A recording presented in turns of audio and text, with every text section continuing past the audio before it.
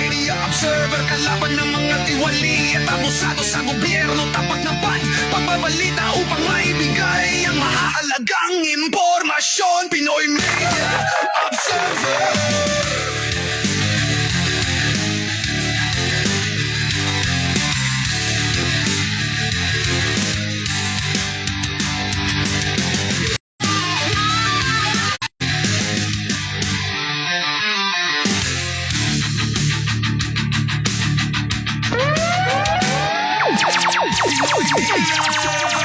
Kalaban ng mga tiwali at abusado sa gobyerno, tapat na pagbabalita upang maibigay ang mahahalagang impormasyon. Pinoy Media Observer.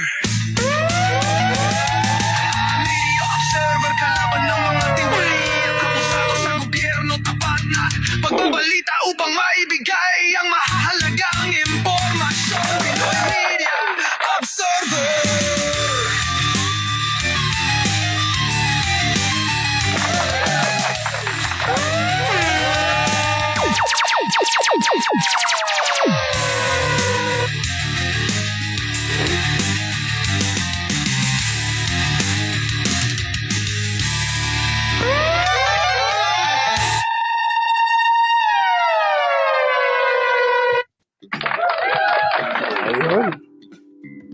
Yun, magandang hapon po sa ating lahat. Ayan. Live na naman tayo, Pinoy Media Observer.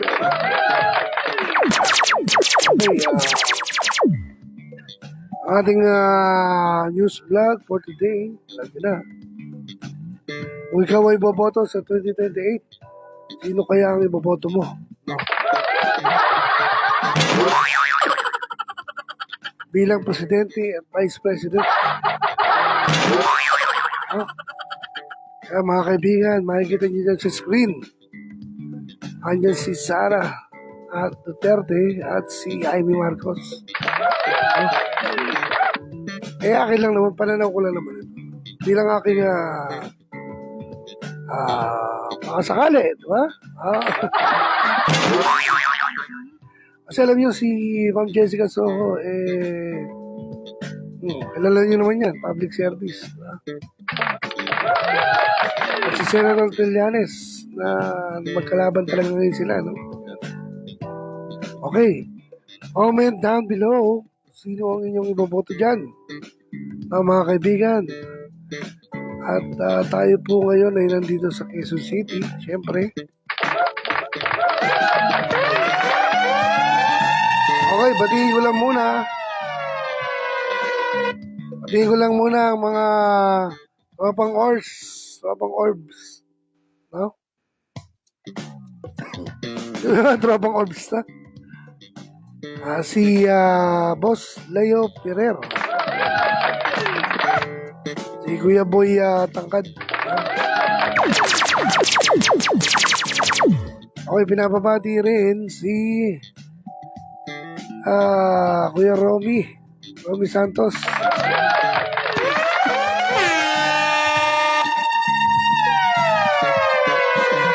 Alright, sabay na natin dyan si Kuya Boy Morales.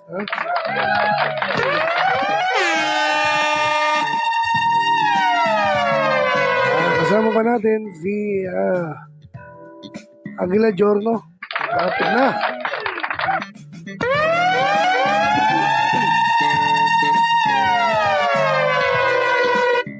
Okay mga kaibigan, dahil nga, alam nyo naman, matindi rin yung nangyayari ngayon, ano? Lalo sa mga impeachment, talagang nagkakasagupanan ng gusto, no? Matindi rin yung sagupanan. Matindi rin yung mga sagupanan nila. So maraming pro Duterte, marami rin pro Trillanes, no? Sabi nila, no, si Trillanes daw, ito may nagsabi, si Trillanes ang hero ngayon.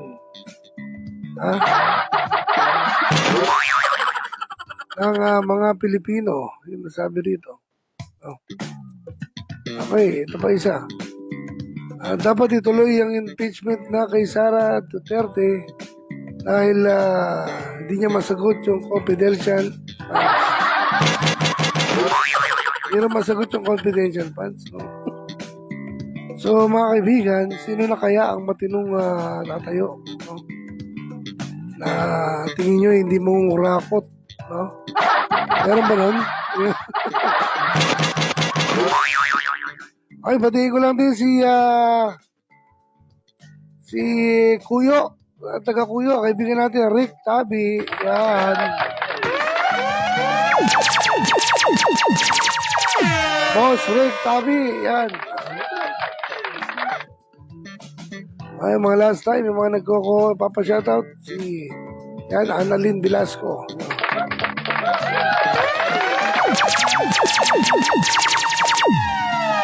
Ay, mga tropa natin, no? Okay, ano ba ang ating pag-uusapan for today? Welcome po sa ating channel. Ako po si Ramil Pagustan. Ito po ang Pinoy Media Observer. Independent Media Blog Community Watch. No? Ay, lahat ng gusto dito sa channel ko, pwede kayo manood. Kung ayaw nyo, kayo manood. O, diba? Kasi kung ayaw mo, kayo manood. Wala naman kasimple yun. Ay, binabati ko rin yung mga sumusubaybay sa atin. Si Mike Tangog, siyempre.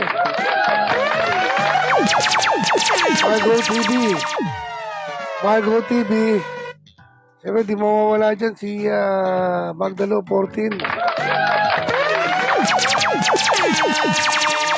Lagi naka-shoutout yan eh, no? Magdalo 14 na nagbago na ng buhay. Okay, ito nga. Yung mga issue natin, ang ating pag-uusapan, kung ikaw ay boboto sa 2028, sino kaya ang iboboto mo sa presidente at vice presidente? No?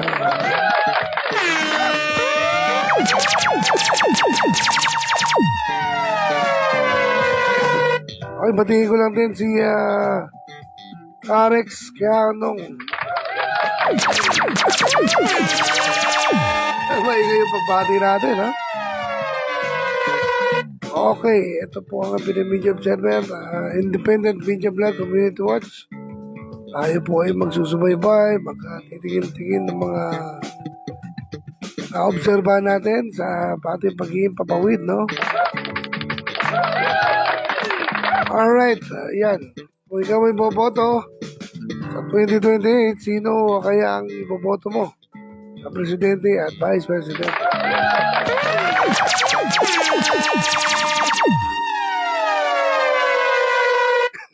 Ay, mga kaibigan, kung kayo ay may mga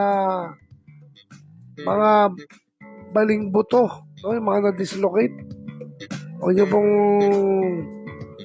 tiisin yan, no?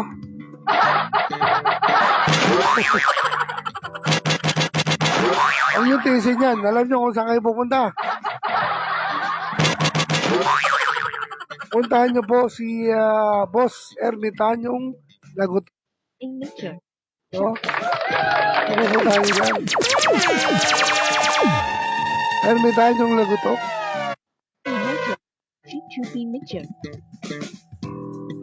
Okay, yan. Alright. Ermitanyong Lagotok lang ang pupuntahan nyo, no? Oy, si Kuya Renz Pedroche, Alerto Kamanaba. Salamat Kuya Renz. Kaya kung ikaw ay boboto, sa tingin mo, sino iboboto mo sa 2028 bilang presidente at vice president?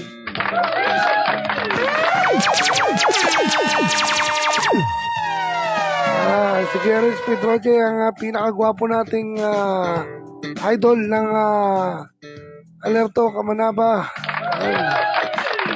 Gwapong-gwapo, makisig at tumatagal ng 3 to 5 rounds. Yun. Kuya Renz, idol natin yan si Boss Renz. solid BBM, sabi ni Clarence. Clarence ay solid BBM pa rin. Ayan ang kanyang opinion. Siyempre, ano yan, wala kayong pakialam na kay Clarence. Basta opinion niya. Ganun lang ano yan eh. Alerto ka manaba, subaybayan niyo po yan. Malapit nang maging papawid muli. Malapit nang maging papawid muli ang alerto ka manaba natin dahil yung mga nakaraan ay nakantala lang dahil sa mga kinabibisihan, ano. Pero malapit na, abangan yan. Abangan niyo po si Clarence Pedroche sa inyong mga, sa kanyang YouTube channel at syempre sa kanyang Facebook Live. Yan. Mabuhay ka, Kuya Renz. Alerto, Kamanaba.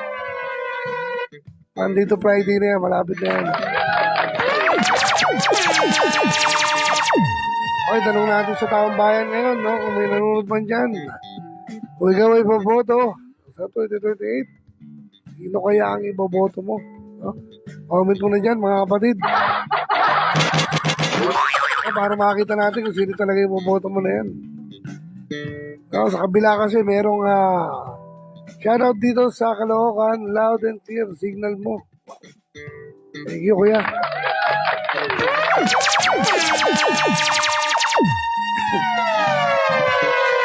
Okay, kuya Renz Pedroche ng Alerto Kamanaba, malupit. Ano yan, sa lahat ng inventory at ng presinto ng Caloocan, yan.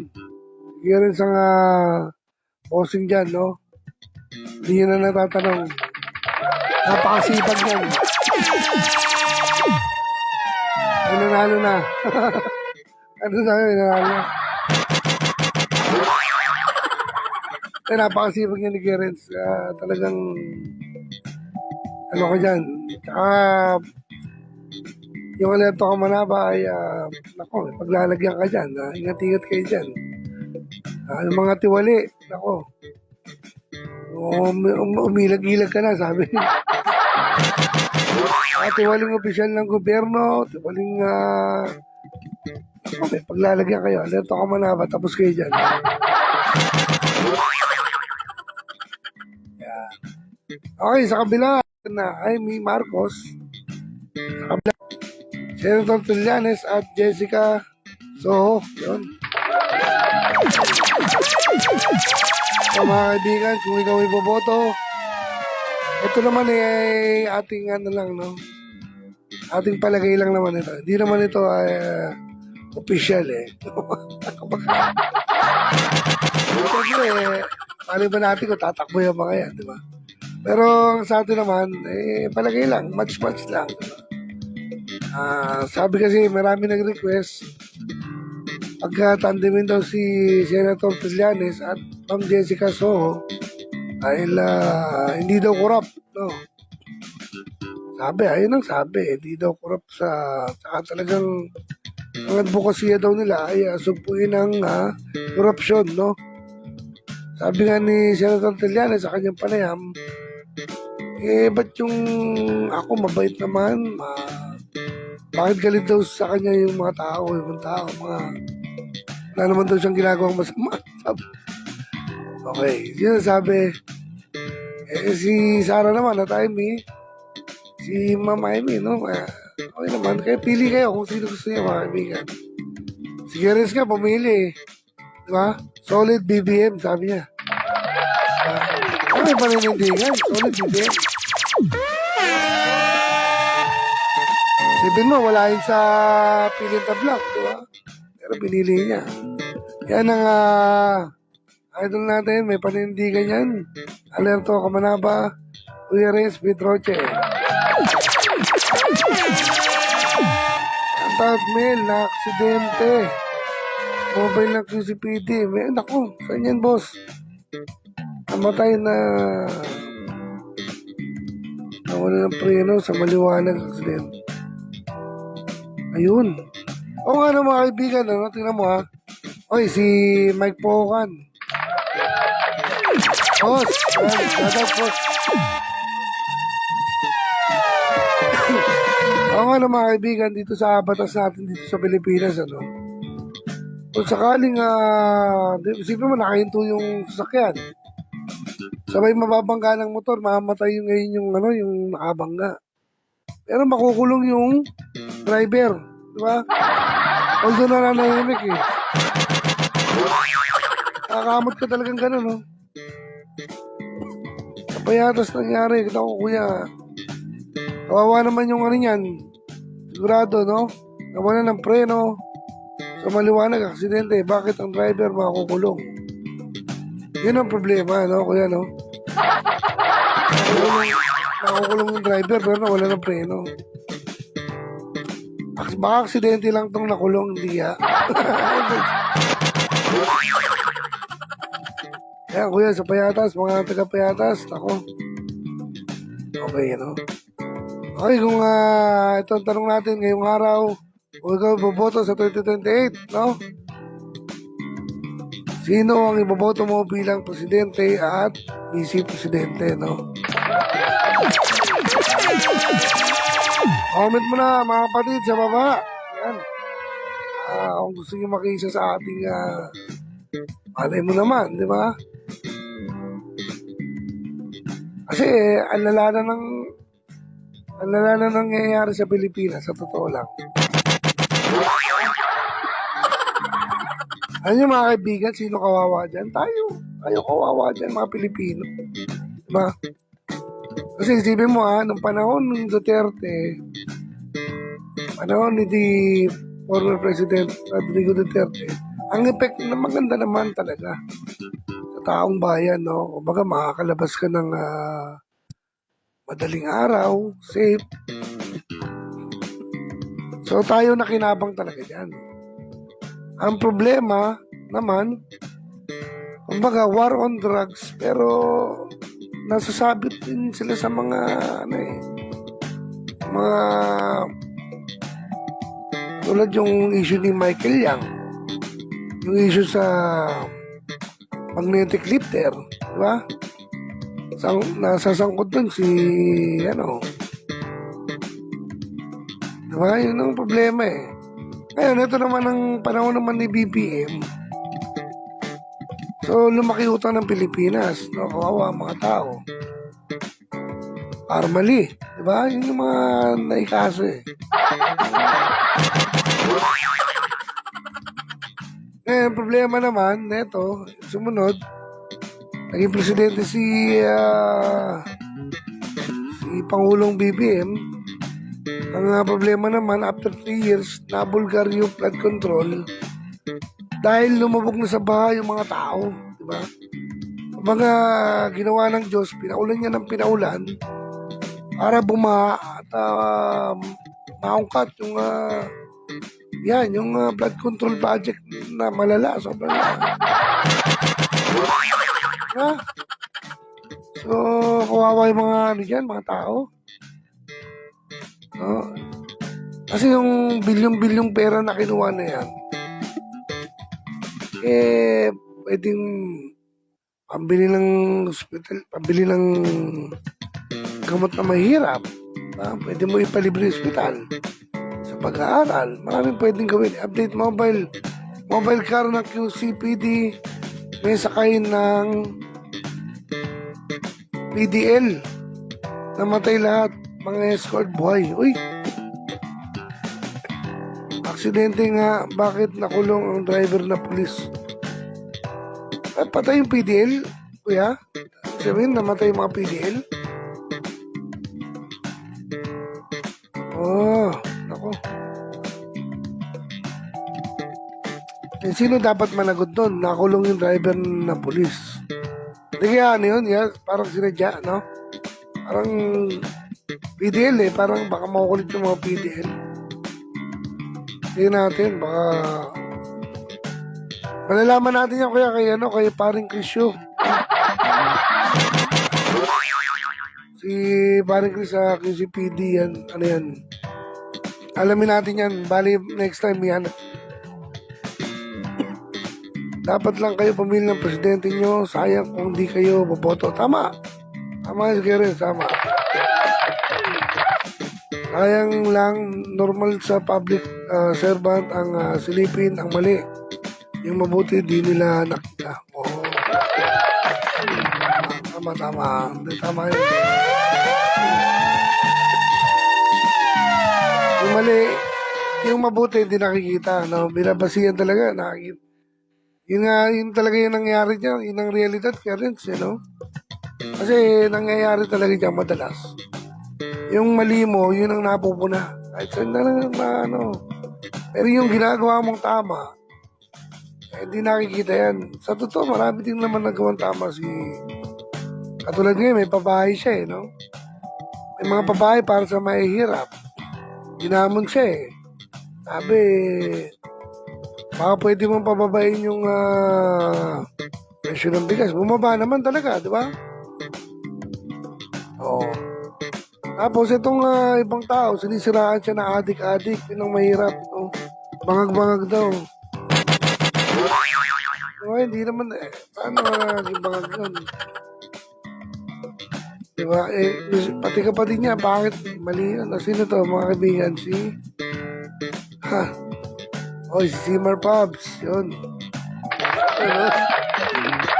Simmer Pubs. Thank you. Simmer Pubs watching.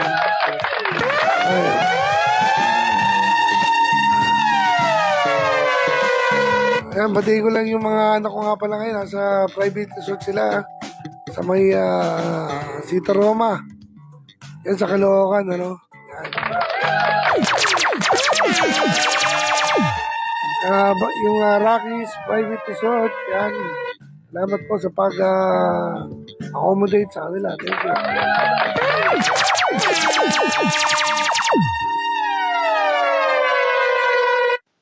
Okay, mga kaibigan, balik tayo. Ito nakakatuwa yung comment ni Kerins dito Ayan Dapat lang kayo pumili ng presidente nyo. Sayang kung di kayo boboto. Which is tama talaga yan. Yan ang tama. Sayang kung di kayo boboto. Sayang lang, normal sa public servant ang silipin ng mali. Yung mabubuti nila, di nakikita. Actually, may punto Tama naman. Ayan tama yan. Yan ang... Kasi minsan marami talagang tao, kuya, nakikita lang mali, no? Pero yung mabubuting gawa, nako, bihira makita yon. Kasi, trending news yan, vehicular accident. Dapat iparehas ang investigasyon.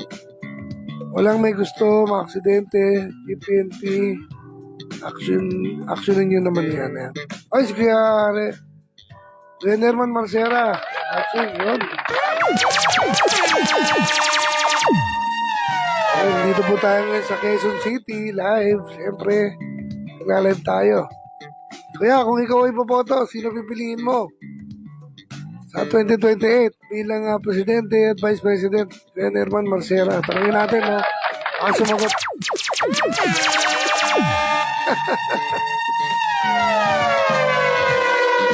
Okay, maganda-handa na kayo yung mga legalista. Parating na si ang kastigador ng bayan. Malapit ng umere yan, si Kuya Herman. Ang kastigador ng bayan.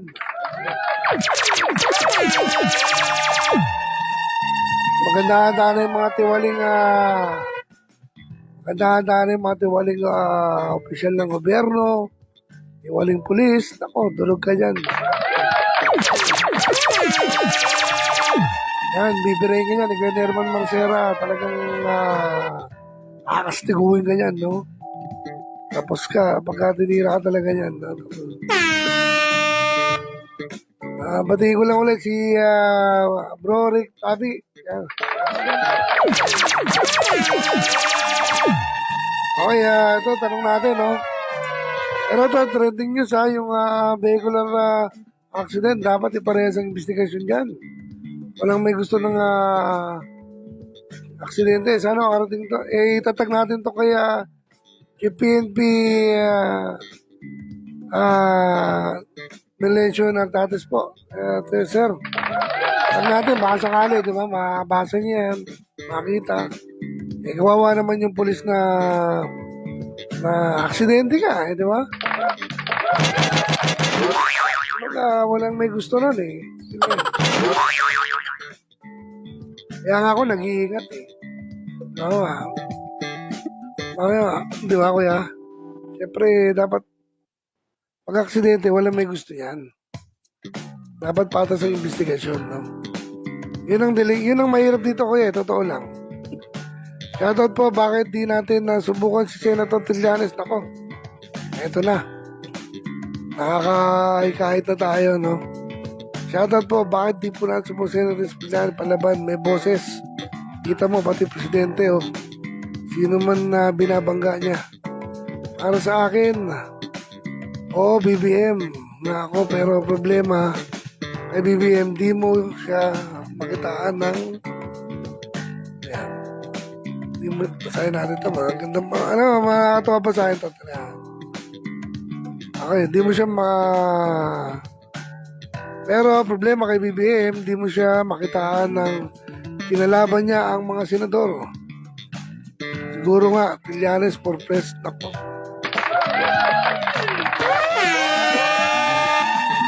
One vote dito yan. Kaya medyo parang pumanig sentry.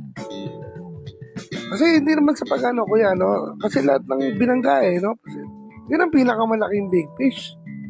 Senator Trillanes, si former President Rodrigo Duterte. Yun ang totoong big fish, no? Na naikulong. Dahil dito kay Senator Trillanes, di ba?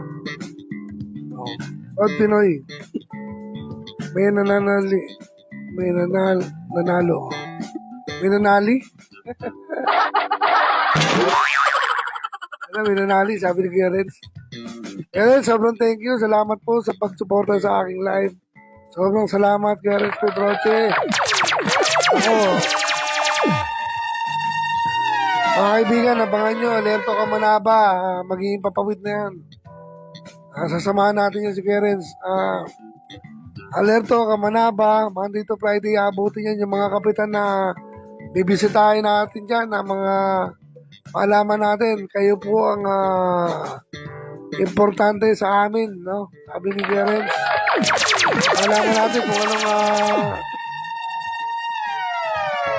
Alaman natin kung anong pinagagawa niyo dyan sa barangay. Diba?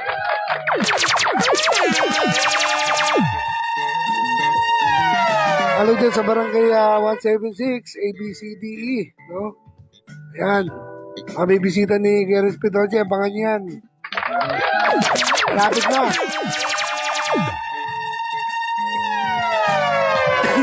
Yan.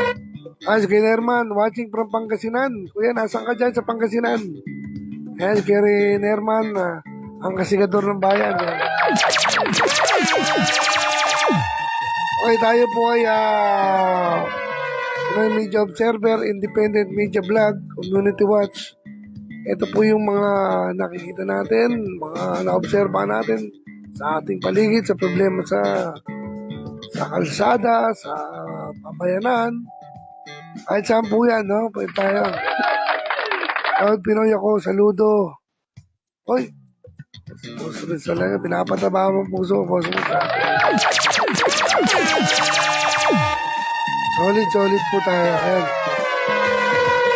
Yan si Kinerman, alam ko nasa Tondaligan na nagpapahinga ngayon yan. Tondaligan Beach, no? Yan. Okay, ang tanong ng ating ang tanong ni Pinoy Media Observer, kung ikaw ay boboto sa 2028, sino ang iboboto mong presidente? Kaliwa o kanan, no? Ito naman ay survey lang po ito, no? Di ba ito pinali? So, yung mga, alam ko naman, may kanya-kanya kayo. Like, Kuya Renz, di ba? Sabi niya, BBM, solid siya. Nasa inyo yan. Ang boto ay nasa kamay nyo. Kaya lang, mga kaibigan, ito nga, kaya naman yung iba nangangampanya na ngayon, no? Halos maaga pa. Oh. Kung ako naman, Alam nyo na, inuubos na nila yung pera ng Pilipinas. Ako, Diyos ko po. Yung pera na yun, napakadami pwedeng gawin, no? Shoutout, pabati naman kay Kagawad Danilo Bacolod. Ayan, si Kagawad Danilo Bacolod po.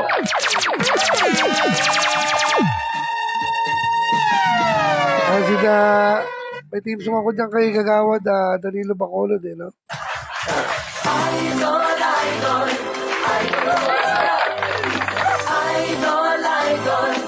Idol ko sikat.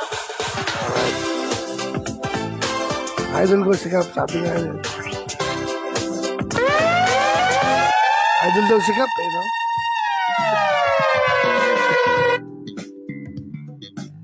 Alright, yan. Shoutout Danilo Bacolod.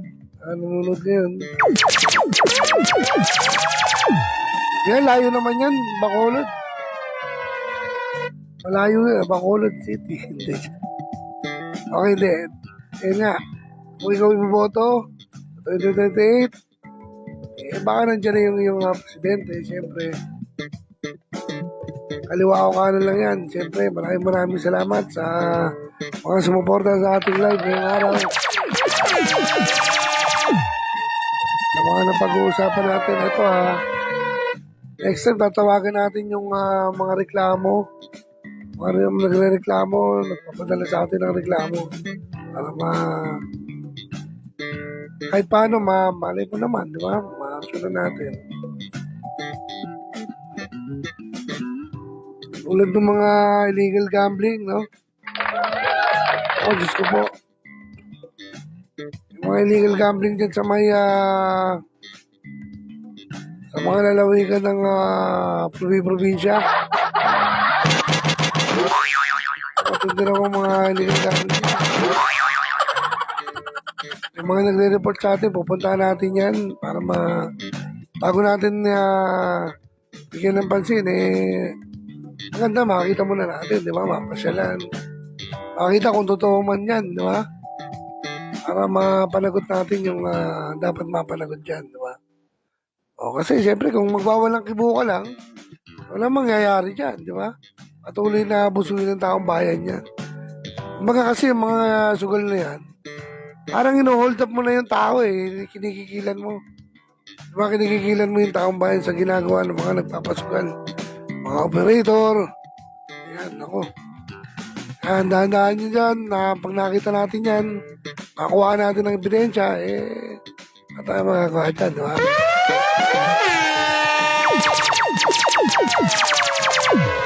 Yes, good. Ayan, solid tayo, binamedium. May nanalo na, patay tayo kay Karin. May nanalo na daw. Okay, mga kaibigan, syempre, tapos malapit na matapos. Okay, ang tanong lang natin, sa darating na 2028, sino ang biboto mo bilang presidente at vice presidente? Shoutout sa mga peryahan sa Tarlac, dami nag-orbit. Yan. Dami nag-orbit, mga media. Media Betis. Sabi ni Gareth. Media Betis. Media Betis, tsaka tambol. No? Shoutout, Tarlac. Dami raw sabi. Okay, ngayon po ang oras natin ay 4:08, no? Salamat po sa panonood sa ating live. Kasi masubaybayan niyo po ulit ang aking live dito sa Pinoy Media Observer. Pinoy Media Observer, kalaban ng mga tiwali at abusado sa gobyerno, tapat na pagbabalita upang maibigay ang mahahalagang impormasyon. Pinoy Media Observer. Okay, thank you very much po sa mga sumali. Kuya Renz Pedroche, Herman Marcera, Mike Pocan, siyempre, yan. Lalo-lalo na kay Renz Pedroche, thank you.